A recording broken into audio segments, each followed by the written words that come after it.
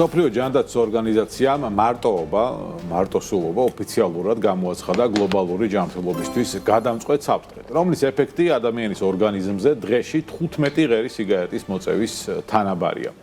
სტატისტიკურად მსოფლიოში ყოველი მეოთხე ზრდასრული ადამიანი სოციალურ იზოლაციას განიცდის, რაც იმას ნიშნავს, რომ ჰიპერკავშირებისა და ციფრული კომუნიკაციების ეპოქაში კაცობრიობა ისტორიაში ყველაზე მწვავე მარტოობის ეპიდემიის წინაშე დადგა.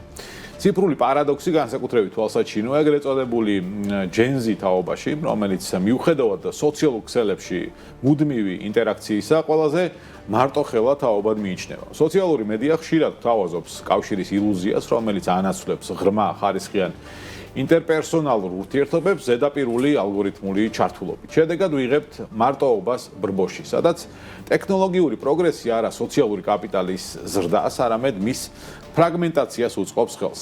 ქართულ კონტექსტში მარტოობის ეპიდემია სპეციფიკურ სტრუქტურულ ტრანსფორმაციას უკავშირდება ტრადიციული მრავალთაობიანი ოჯახური მოდელიდან ნუკლეარულ ოჯახებზე გადასვლამ და ინტენსიურმა ურბანიზაციამ შეამცირა ის ბუნებრივი სოციალური დამცავი მექანიზმები, რომლებიც მანამდე საზოგადოებას იზოლაციისგან იცავდა. თბილისსა და სხვა დიდ ქალაქებში ურბანული ანონიმურობა და ეკონომიკური იმიგრაციით გამოწვეული დემოგრაფიული დისბალანსი სოციალური ქსოვილის რღვევას იწვევს. თუ ადრე სამეზობლო კულტურა და გაფართოებული ოჯახი სოციალური მხარდაჭერის მთავარი წყარო იყო, დღეს ეკონომიკური პრაგმატიზმი და ინდივიდუალიზმი ამ სტრუქტურებს აჩქარებული ტემპით შლის.